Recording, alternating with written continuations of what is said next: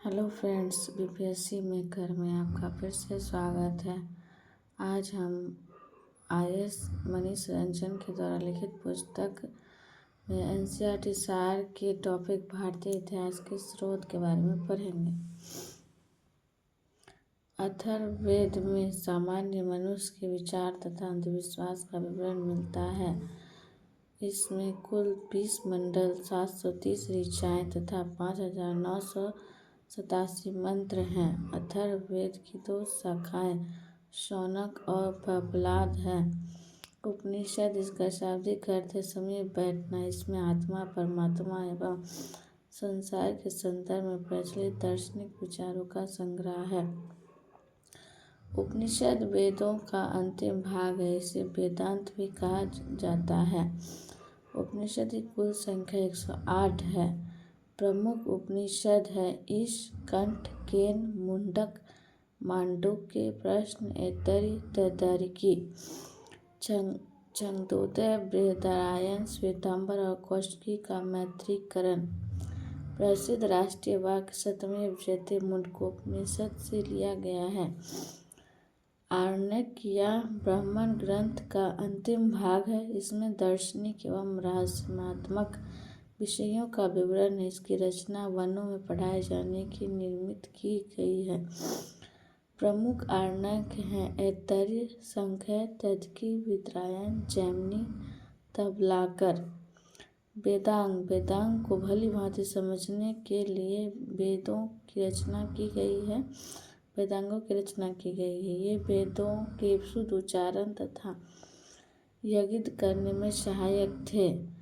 पुराणों की संख्या 18 है। रामायण या आदि काव्य है। इसकी रचना 2वीं शताब्दी के आसपास संस्कृत भाषा में वाल्मीकि के द्वारा की गई थी। प्रारंभ में 6000 श्लोक थे जो कालांतर में 24,000 हो गए। इसे चतुर्विध शास्त्रीय संहिता भी कहा जाता है। महाभारत इस महाकाव्य की रचना 4वीं शताब्दी के आसपास महर्षि व्यास द्वारा की गई थी। प्रारंभ में 8800 श्लोक थे। इसे जय संहिता कहा जाता था।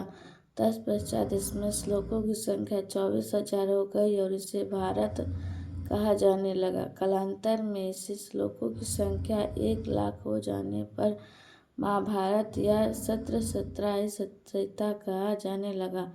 महाभारत का प्रारंभिक उल्लेख अश्वलेध गृह सूत्र से मिलता है। सूत्र इस साहित्य की रचना पूर्व 6वीं शताब्दी के आसपास की गई थी। सूत्र ग्रंथ को कल्प भी कहा जाता है। कल्प सूत्र ऐसे सूत्र जिसे नियमों एवं विधि का प्रतिपादन किया जाता है, कल्प सूत्र कहलाता है। ईसा पूर्व 600 से 300 के मध्य रचित साहित्य।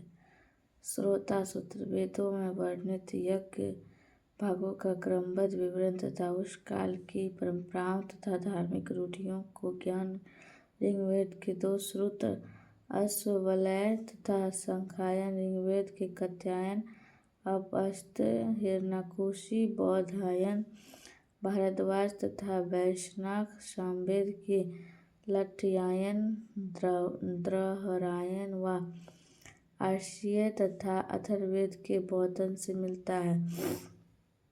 दूसरा गृह सूत्र गृह अवस्था, गृहश्रम से संबंध, धार्मिक अनुष्ठान से संबंध। प्रमुख गृह सूत्र सांख्यायन, अश्वलेध, बौधायन, अपस्थ, हिरण्यकोशी, भारद्वाज, पराशर, गोभिल, खादिर एवं कौशिकी।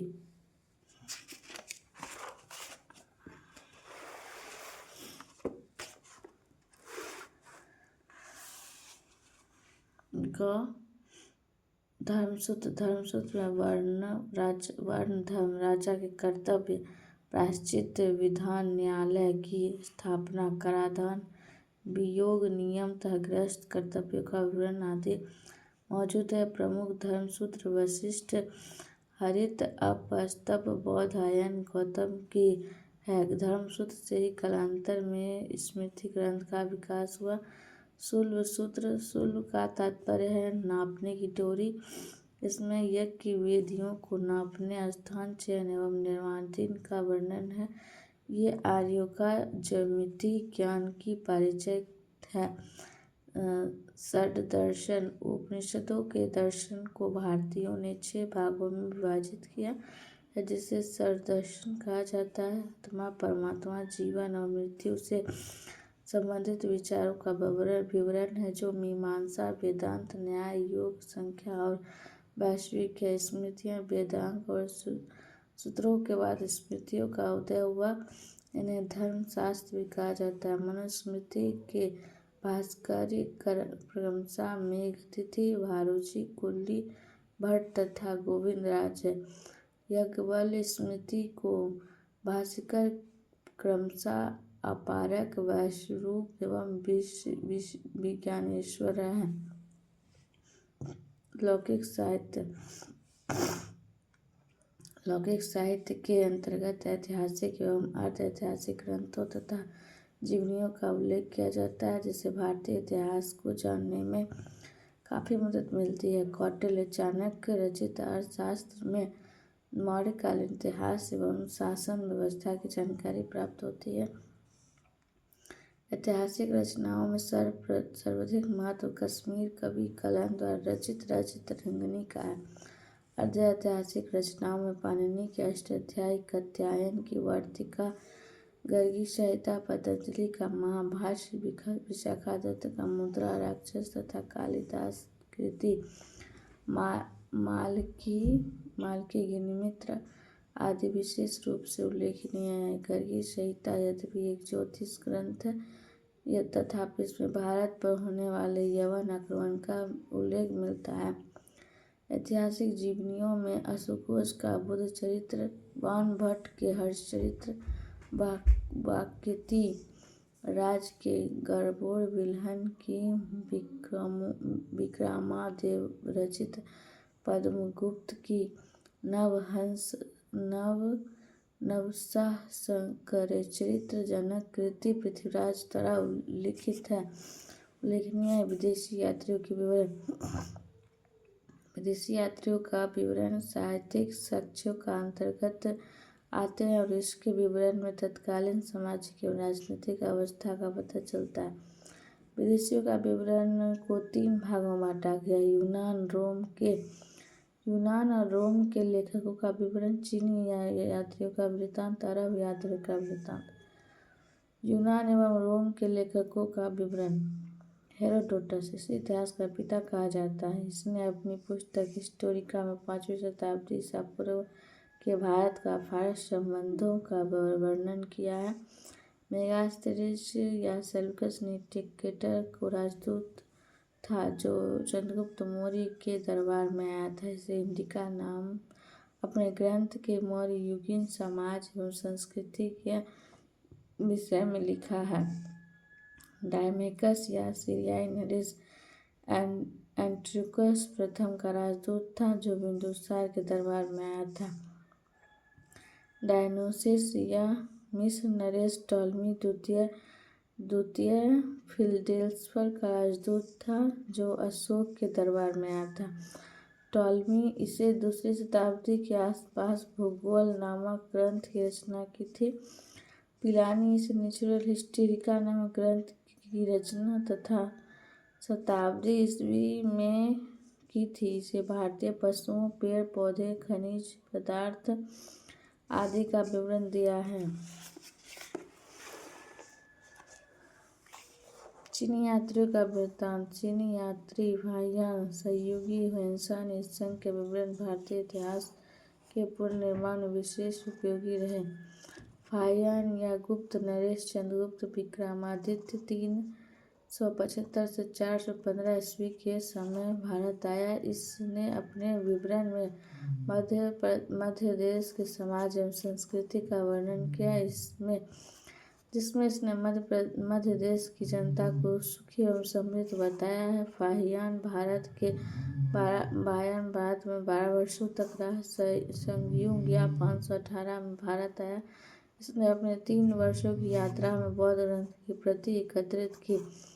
हैंसंग इसे नवचोंग भी नाम से जाना जाता है। ये हर्षवर्धन के समय 629 के आसपास भारत आया था। 16 वर्ष तक भारत में रहा। हैंसंग की यात्रा वृत्तांत शियुकी के नाम से जाना जाता है। इसे 138 देशों का विवरण मिलता है।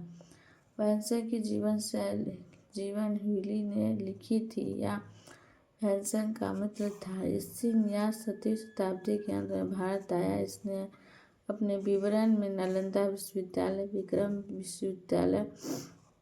विक्रमशिला विश्वविद्यालय के अतिरिक्त अपने समय के भारतीय दर्शन का वर्णन किया है। अरब यात्रियों का वृत्तांत अरबी लेखकों में अल-बर्नी, अल-बिलतूरी, सुलेमान अल-मसूदी, हसन निजाम, फरिश्ता, निजामुद्दीन आदि इत्यादि मुस्लिम लेखकों की कृतियों से भारतीय इतिहास विषयक महत्वपूर्ण जानकारी प्राप्त होती है। अल-बर्नी, इसका पूरा नाम अबू रेहान मोहम्मद इब्न अहमद अल-बर्नी था। इसका जन्म 973 में ख्वारिज़्म खिबा में हुआ था। यह मोहम्मद गजनबी के साथ भारत आया था। यह अरबी, फारस एवं संस्कृत भाषाओं का अच्छा ज्ञाता था। इब्न खल्दून इसे 9वीं शताब्दी के ग्रंथ किताबुल मसालिक वल ममालिक में भारतीय समाज तथा व्यापारिक मार्गों का विवरण दिया गया है। अल-मसूदी इसने अपने ग्रंथ मरूजक ज़हब में तत्कालीन भारतीय समाज का सजीव चित्रण किया है। सुलेमान इसके विवरण से प्रतिहार एवं पाल राजाओं के विषय में जानकारी प्राप्त होती है। मीर मोहम्मद मासूम के तारीख़-ए-हिंद में सिंध देश के इतिहास तथा मोहम्मद बिन कासिम की सफलताओं का जानकारी मिलता है। पुरातात्विक संबंधी साक्ष्य। पुरातत्व के अंतर्गत 3 प्रकार के साक्ष्य आते हैं: अभिलेख, मुद्रा एवं स्मारक। अभिलेख पाषाण शिलाओं, स्तंभ, दीवार, मुद्राओं एवं ताम्रपत्र पर उत्कीर्णित किए जाते हैं। अभिलेख का अध्ययन का पूरा शास्त्र करते हैं। सबसे प्राचीन अभिलेख मध्य एशिया के वोगजोकोई से प्राप्त अभिलेख हैं, जिसमें हित्ती नरेश सुविलिमा तथा मितिनरी नरेश मितिउजा के बीच संधि का उल्लेख है। वोगजोकोई अभिलेख एशिया माइनर लगभग 1400 ईसा पूर्व का उल्लेख है, जिसमें वैदिक देवता इंद्र, मित्र, वरुण एवं नत्य के नाम मिलते हैं। महत्वपूर्ण अभिलेख: हाथी गुफा अभिलेख, संधि रहित अभिलेख, कलिंग राजा खारवेल। यहाँ अभिलेख और शासक एवं अभिलेख की विशेषताएं। हाथी गुफा अभिलेख में कलिंग राजा खारवेल के बारे में, जूनागढ़ गिरनार अभिलेख जिसमें रुद्र दामन सुदर्शन झील के बारे में जानकारी मिलती है। नासिक अभिलेख में गौतम वल्लभी सातवाहनों की उपलब्धियाँ और प्रयाग स्तंभ उल्लेख में चंद्रगुप्त द्वारा दिग्गजों की उपाधियाँ।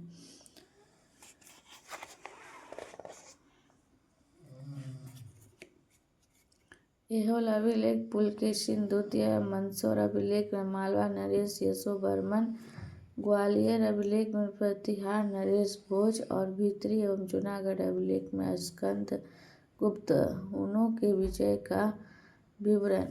देवपाड़ा अभिलेख में बंगाल शासक विजय सेन, बासखेड़ और मधुबन हर्षवर्धन की उपलब्धियों का प्रकाश।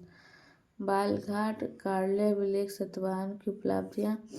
अयोध्या अभिलेख में सुगों की उपलब्धियाँ। बरहूत अभिलेख में सुगनेर शब्द खुदे होने से सुगों द्वारा निर्मित और एरन अभिलेख भानुगुप्त। भगवत धर्म विकसित होने का प्रमाण यवन राजदूत हेलियोडोटस के वेशनगर गरुड़ स्तंभ से लेख प्राप्त होता है। सर्वप्रथम भारतवर्ष शब्द का उल्लेख कलिंग नरेश खारवेल के हाथी गुफा अभिलेख से प्राप्त हुआ है।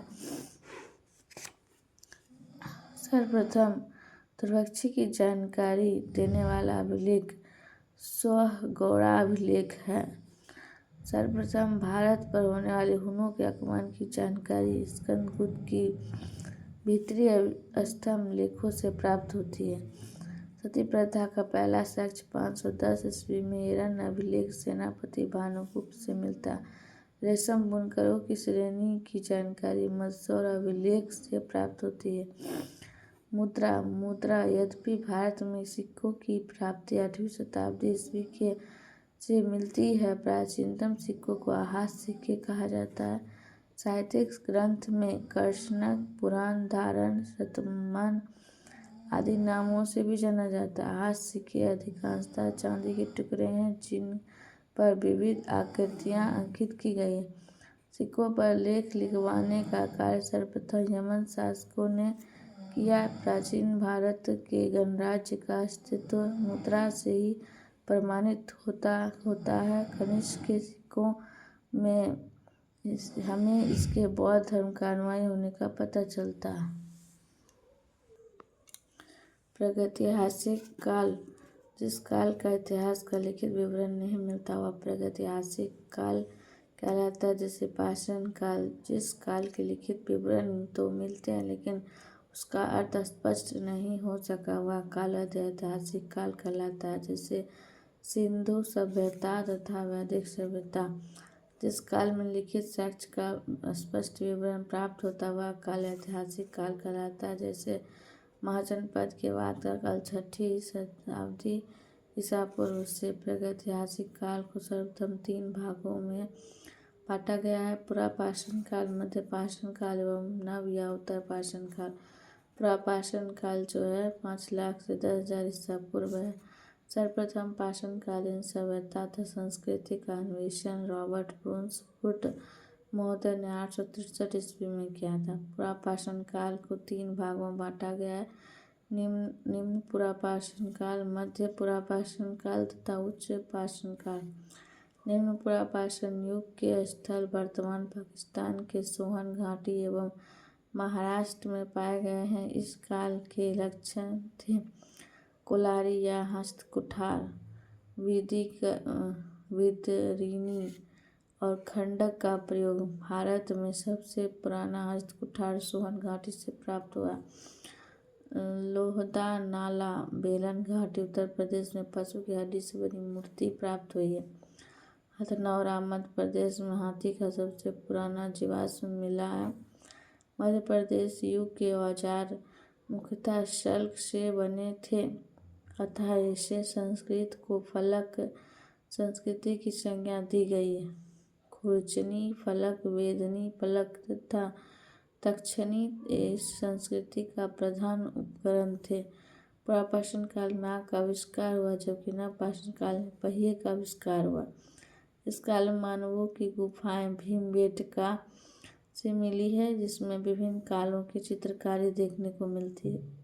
उच्च पुरापाषाण कालीन चित्रों में भैंस, हाथी, बाघ, गैंडा, सुअर के चित्र प्रमुख है। भीमबेटका गुफाओं की खोज 1958 में B.S. वकनकर ने की थी। पुरापाषाण काल। निम्न पुरापाषाण युग सोहन घाटी पाकिस्तान, पंजाब, बेलन घाटी जिला मिर्जापुर उत्तर प्रदेश। मध्य पाषाण काल सोहन घाटी, बेलन घाटी, नर्मदा और तुंगभद्रा घाटी। उत्तर पुरापाषाण बेलन घाटी, छोटा नागपुर पठार, मध्य भारत, नागपुर, गुजरात, महाराष्ट्र, कर्नाटक और आंध्र प्रदेश। मध्य पाषाण काल 10,000 ईसा पूर्व से 4,000 ईसा पूर्व।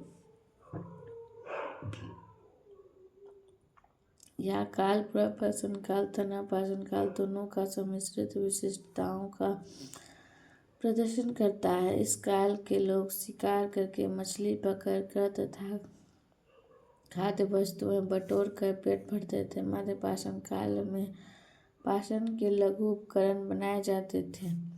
भारत में सबसे पहला लघु पाषाण उपकरण 1867 में विविध क्षेत्रों में CL कोलाइकर द्वारा खोजा गया। प्रमुख मध्य पाषाण कालीन उपकरण ने ईक, दर्पफलक, वेदनी, अर्धचंद्राकार संबलम इत्यादि। मध्य पाषाण काल में प्रक्षेप्त्र तकनीकी का विकास हुआ इसमें तीर कमान का प्रचलन प्रारंभ हुआ। तापमान में बदलाव आने से जो गेहूँ, धान जैसी फसलें उगने लगी। मध्य पाषाण युग में अहमदगढ़, होशंगाबाद के सभी मध्य प्रदेश 7वीं शताब्दी।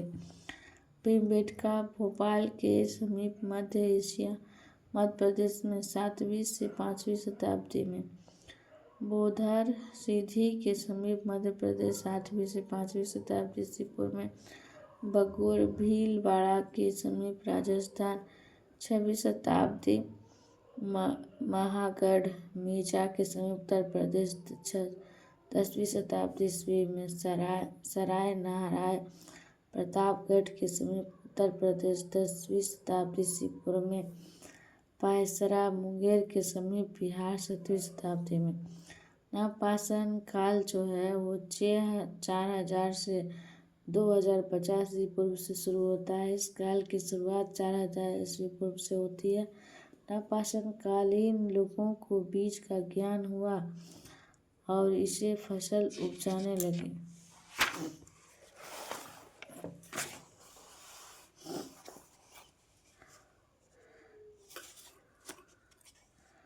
अस्थायी निवास का अवधारणा नवपाषाण काल में आई तथा वे मानव ने कुत्ते को सर्वप्रथम पालतू बनाया। इस काल में लोग पॉलीस्टार पत्थर का औजार और हाथियों का प्रयोग करते थे। नवपाषाण काल की प्रमुख विशेषताएं थी कृषि का आरंभ, गर्त आवास, बुर्ज होम, मानव शव के साथ पशु दफनाना, बड़ी मात्रा में अस्थियों के औजार, पौध निर्माण, उनके साक्ष्य, अस्थायी जीवन एवं समाज का निर्माण।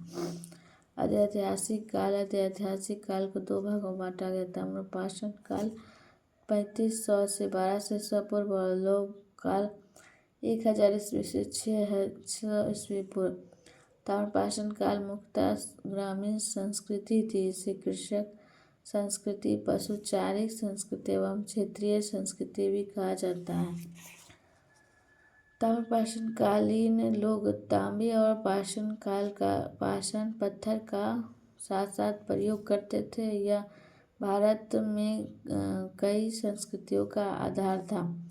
दक्षिण पूर्वी राजस्थान की संस्कृति का आहार संस्कृत या आहार कहा जाता है। आहार का प्राचीन नाम ताम्रवर्ती था। नवदाटोली, एरन और नगदा मालवा संस्कृति के प्रमुख स्थल।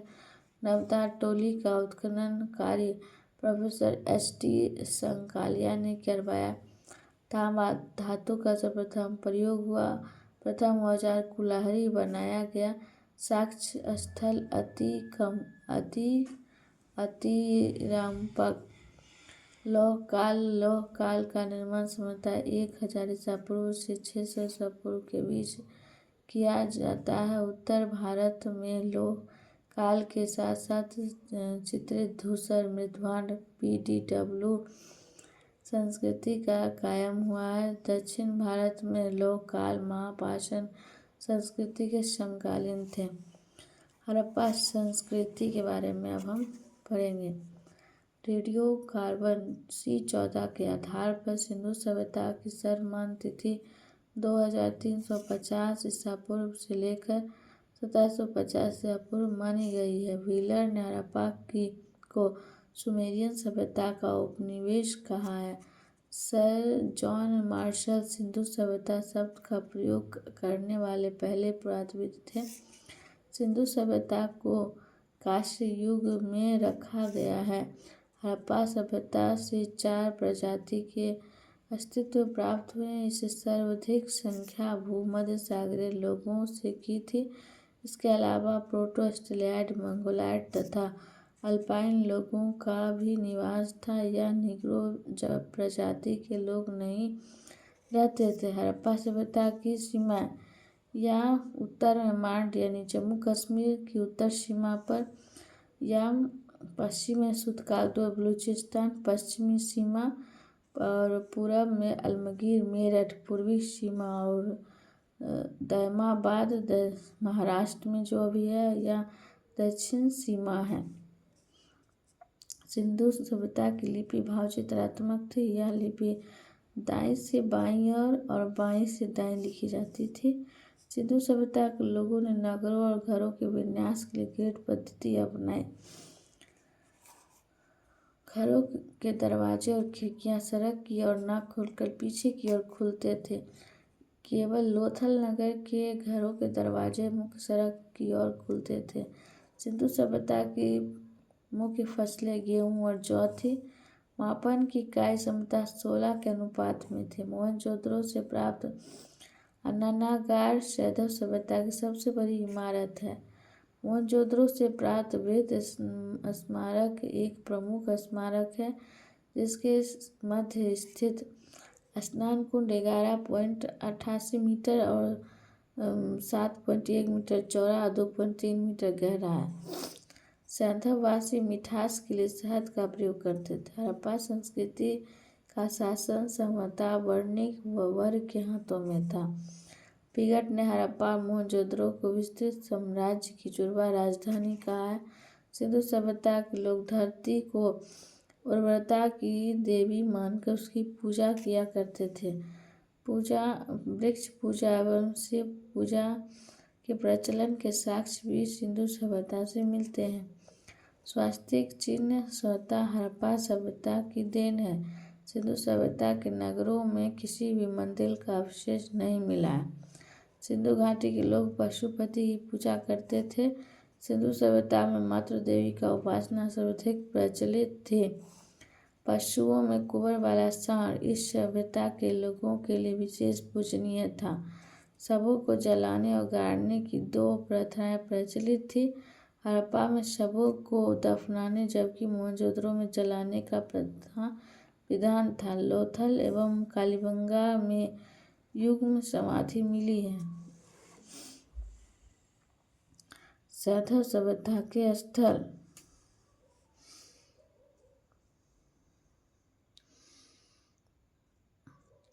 सैंधव सभ्यता के स्थल में 1921 में दयाराम साहनी उत्खननकर्ता और प्रमुख स्थल लोथल नदी रावी नदी के तट पर और स्थिति पाकिस्तान में स्थित है। मोंटगोमरी जिला 1912 में राखलदास बनर्जी मोहनजोदड़ो सिंध के बाएं तट पर पाकिस्तान का लरकान जिला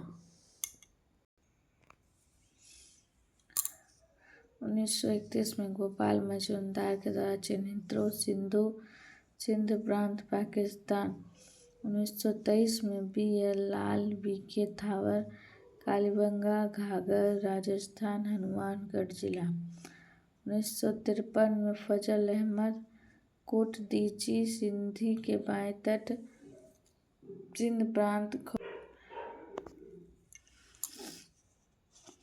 B. लाल और B.K. थापर कालीबंगा घाघर राजस्थान हनुमानगढ़ जिला फजल 1923 में फजल अहमद कोटदीची सिंधु के बाएं तट पर सिंध प्रांत खैरपुर 1953-54 में रंगनाथ राव रंगपुर मादर गुजरात काठियावाड़ 1953 से 56 में जगदत्त शर्मा रोपर सतलज पंजाब 1955-63 में रंगनाथ राव लोथल भागवा गुजरात अहमदाबाद 1958 में जगदत्त शर्मा आलमगीर पूर्व हिंडन उत्तर प्रदेश 1927 से 62 में R.L.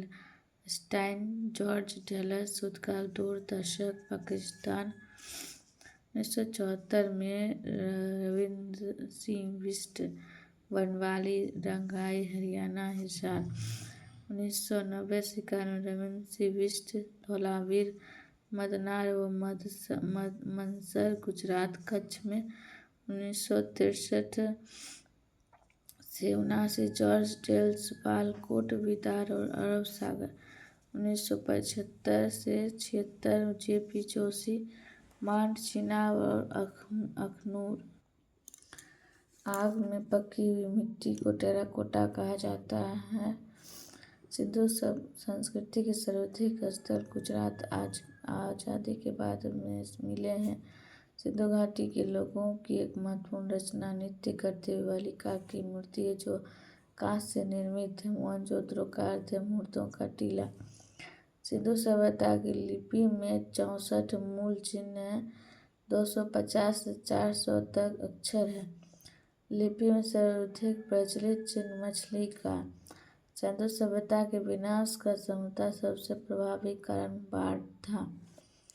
हड़प्पा मोहनजोदड़ो की खुदाइयों से पता चलता है कि कई बार इन नगरों का पुनर्निर्माण किया गया था। हड़प्पा संस्कृति की आयातित वस्तु एवं आयातित क्षेत्र। सोना वे कर्नाटक, फारस और अफगानिस्तान से मंगवाते थे। चांदी व मद्रास, फारस और अफगानिस्तान से। तांबा खेतड़ी राजस्थान, बलूचिस्तान, अफगानिस्तान से आयात करते थे। टीन मध्य एशिया, ईरान, अफगानिस्तान। सीसा राजस्थान, दक्षिण भारत, ईरान और अफगानिस्तान से प्राप्त करते थे। गोमेद सौराठ गुजरात से। फिरोजा फारस, लाजवर्द बदखास और बलूचिस्तान। शिलाजीत हिमालय से और जुबलीन महाराष्ट्र से। स्टेटाइट ईरान से। हरा अमेजन नीलगिरी पहाड़ियाँ से। अल्मावास्ट राजस्थान बलूचिस्तान से। बैतरियो बदखास अफगानिस्तान से। स्टाफिक दक्कन का पठार उड़ीसा बिहार से। हरित मणि दक्षिण भारत से। डपर बिटुमिन बलूचिस्तान। सेलखरी राजस्थान गुजरात। नील रत्न बदखां स्लेट कांगड़ा से। हड़प्पा संस्कृति का पतन एवं मत। आर्यों द्वारा विनाश व्हीलर गार्डन का मत है। भीषण बाढ़ द्वारा नष्ट मार्क मैक और S.R. राव। मोहनजोदड़ो में आगजनी द्वारा विनाश D.D. कॉस्बी। वर्षा की कमी से कृषि और पशुपालन अरेल स्टाइन। बीना भूकंप द्वारा विनाश डेल्स जल प्लावन एवं भौतिक परिवर्तनों द्वारा विनाश दयाराम साहनी।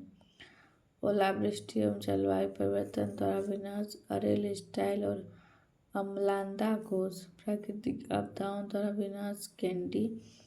महामारी द्वारा विनाश कोलकाता व कराची के शव परीक्षक। प्रशासनिक स्थिति का एकीकरण का पतन सर जॉन मार्शल। ऋग वैदिक काल। वैदिक काल का विभाजन ऋग वैदिक काल 1500 से 1000 ईसा पूर्व, उत्तर वैदिक काल 1000 से 600 ईसा पूर्व किया गया है। इसे संस्थापक आर्य थे। ऋग वैदिक काल ऋग वैदिक लोगों द्वारा सर्वप्रथम तांबे का प्रयोग किया गया। ऋग्वेद में आयस नामक धातु का उल्लेख है। मैक्स मुलर आर्यों को आदि देश मध्य एशिया को मानते हैं। मैक्स मुलर ने आर्यों का मूल निवास स्थान मध्य एशिया को माना है। आर्यों द्वारा निर्मित मध्य सभ्यता वैदिक सभ्यता कहलाई।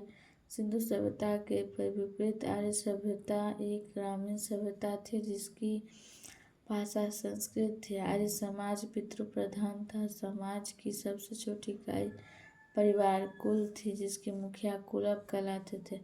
आर्यों ने प्रशासनिक इकाई को 5 भागों में बांटा: कुल, ग्राम, विष, जन तथा राष्ट्र।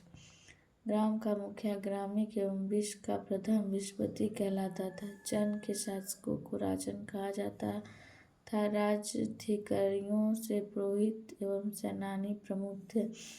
सूत रथकार और कामदेव नामक अधिकारी रत्नी कहे जाते थे और उसकी संख्या राजा सहित करीब 12 हुआ करती थी। वैदिक कालीन नदियाँ और इसके वर्तमान नाम। प्राचीन में सिंध को इंदुस या इंडस कहा जाता था। सरस्वती को सरस्वती, सुधृति को सतलज। बिपाशा प्राचीन नाम। बिपाशा को ब्यास कहा जाता है। पौरुषी को रावी। अस्किनी को चिनाब। विस्तृता झेलम। दुष्वती घाघर। गोमूल गोमती। कुंभ काबुल।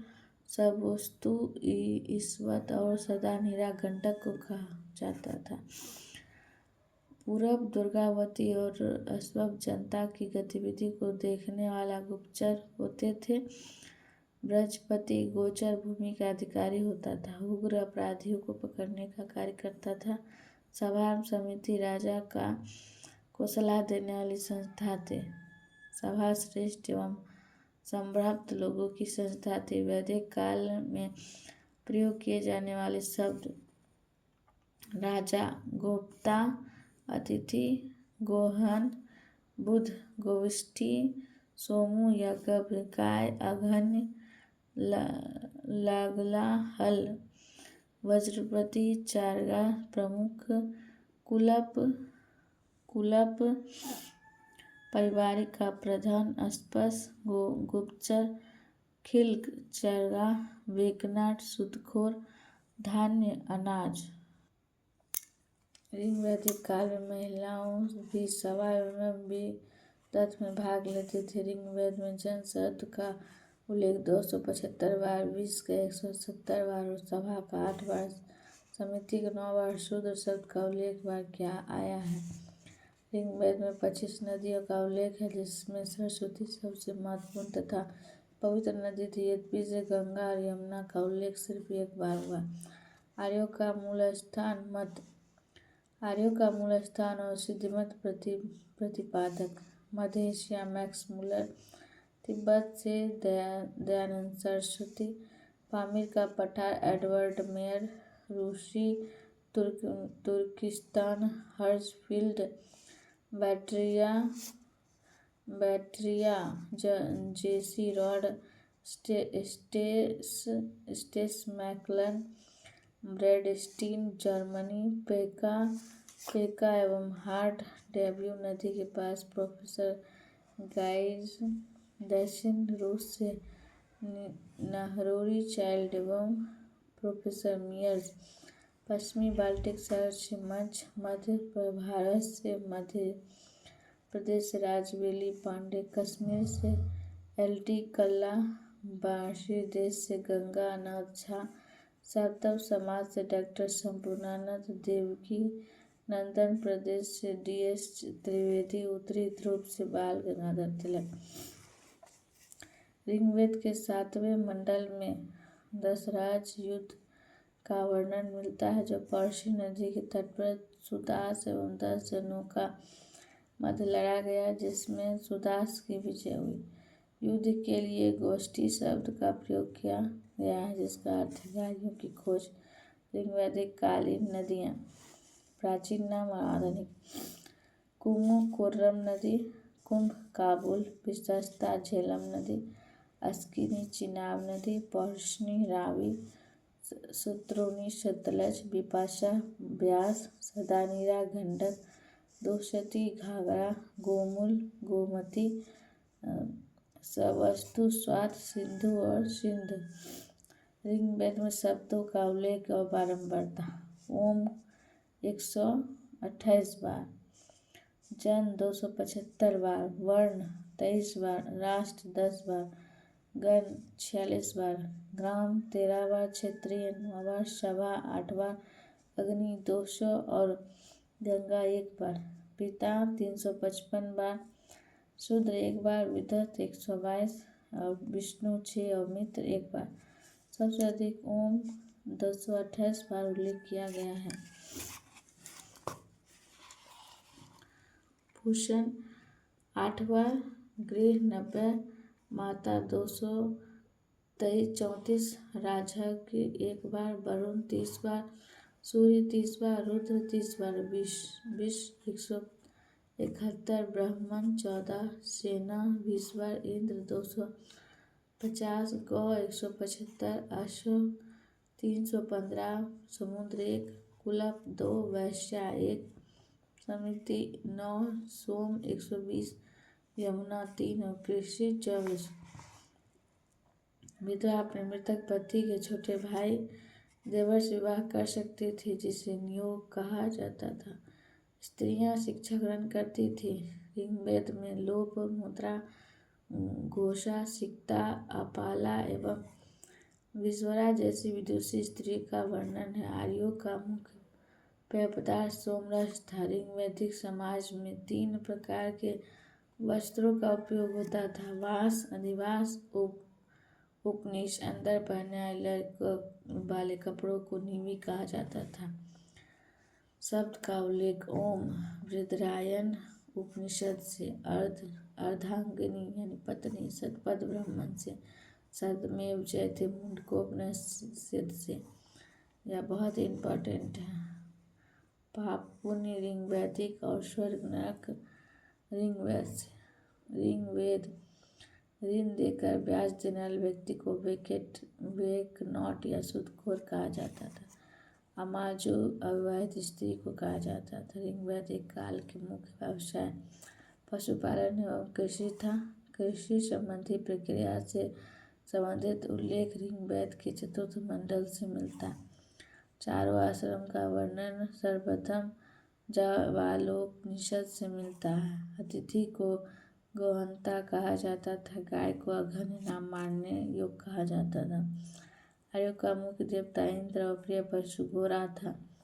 वैदिक काल में लोहे को श्यामयस और तांबे को लोहित तेजस कहा जाता था। आर्यों द्वारा खोजे गए लोहा थे। व्यापारी वर्ग को पानी कहा जाता था। कारोबार वस्तु विनिमय प्रणाली पर आधारित थे।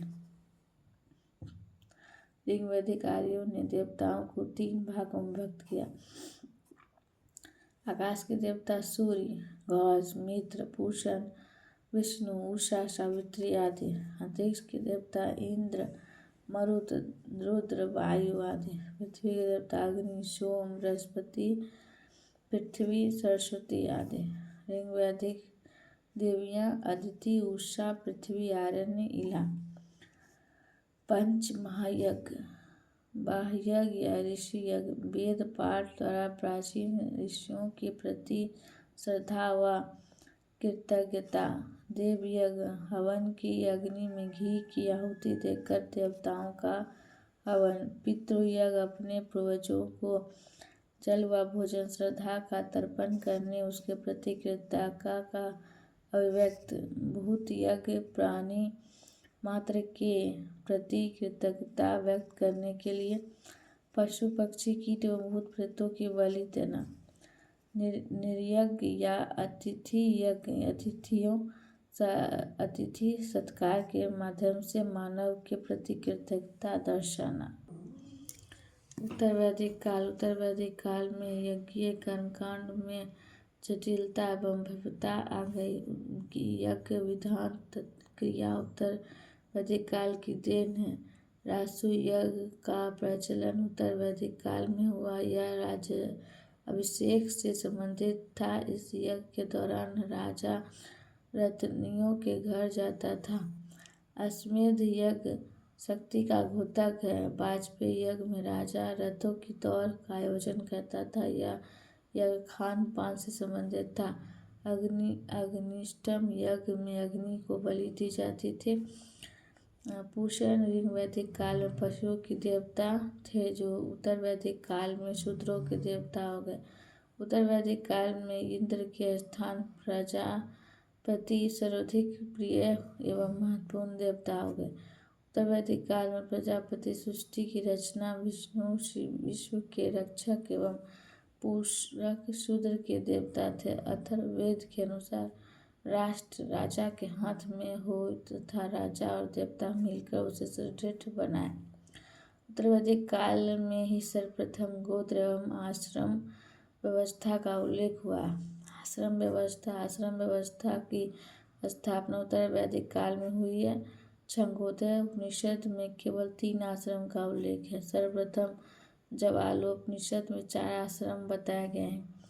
उत्तर वैदिक काल में केवल 3 आश्रम ब्रह्मचार्य, गृहस्थ, वानप्रस्थ की स्थापना। चौथा आश्रम संन्यास महाजनपद काल में स्थापित किया गया। गृहस्थ आश्रम की सभी आश्रमों में श्रेष्ठ माना जाता है, क्योंकि इस आश्रम में मनुष्य त्रिवर्ण धर्म, अर्थ एवं काम का एक साथ उपयोग करता है। इस आश्रम में त्रिऋण से निवृत्त है। ऋषि ऋण ग्रंथ के अध्ययन, पितृऋण पुत्र प्राप्ति, देव ऋण यज्ञ करना। 16 संस्कार। पुनर्जन्म की अवधारणा पहली बार विद्यारण्य उपनिषद से आई है। तैत्तिरीय ब्राह्मण में 4 वर्णों का कर्तव्य का वर्णन मिलता है। उत्तर वैदिक ग्रंथ छंदोग्य उपनिषद में 3 आश्रम ब्रह्मचार्य, गृहस्थ तथा वानप्रस्थ का उल्लेख मिलता है। उत्तर वैदिक काल में लोगों की जीविका का मुख्य आधार कृषि हो गई है। उत्तर वैदिक काल में खेत जोतने के हल को सिरा और हल रेखा को सीता कहा जाता था। शतमान और निष्कृत उत्तर वैदिक कालीन मुद्राएं थी। भारत का सर्वाधिक प्राचीन दर्शन संख्या दर्शन है, जिसमें प्रकृति के मूल कहा गया है। प्रथम बार पकीट का प्रयोग उत्तर वैदिक काल के कौशाम्बी नगर में मिला है। वेद, उपवेद और उसके रचनाकार। ऋग्वेद, उसके उपवेद हैं आयुर्वेद और धन्वंतरि, यजुर्वेद, धनुर्वेद और विश्वामित्र, सामवेद, गंधर्व, भरत मुनि, अथर्ववेद, शिल्पवेद और विश्वकर्मा। वेदों के ब्राह्मण, आरण्य, उपनिषद। ऋग्वेद, इसके ब्राह्मण है ऐतरेय, कौशिकी, आरण्य, उपनिषद, ऐतरेय, कौशिकी। सामवेद, तांडव, पांडविश, छंदोदय, जैमिनी, छंदोपनिषद, जैमिनी उपनिषद। यजुर्वेद के तैत्तिरीय, शतपथ और तैत्तिरीय, बृहदारण्यक, ईशावास्योपनिषद। अथर्ववेद, गोपद और मुंडकोपनिषद। आस्तिक षड्यंत्र का संक्षिप्त परिचय। मीमांसा, जैमिनी, सवारस्वामी, प्रभाकर, कुमरिल इत्यादि। वेदांत, बदरायण, शंकराचार्य, वासुदेव, रामानुज, माधवाचार्य। न्याय, वात्स्यायन, उत्तरायण, जयंतभट्टिय इत्यादि। वैशेषिक, कनद, प्रशस्त, केशव, विजयनाथ। संख्या, कपिल, ईश्वर, कृष्ण और वाजवस्ती। योग, पतंजलि, व्यास। कल हम धार्मिक आंदोलन के बारे में पढ़ेंगे। थैंक यू दोस्तों, मेरे द्वारा पढ़े गए पुस्तक को सुनने के लिए। या अगर अच्छा लगा हो तो लाइक, सब्सक्राइब एवं दोस्तों में शेयर जरूर करें। Thank you.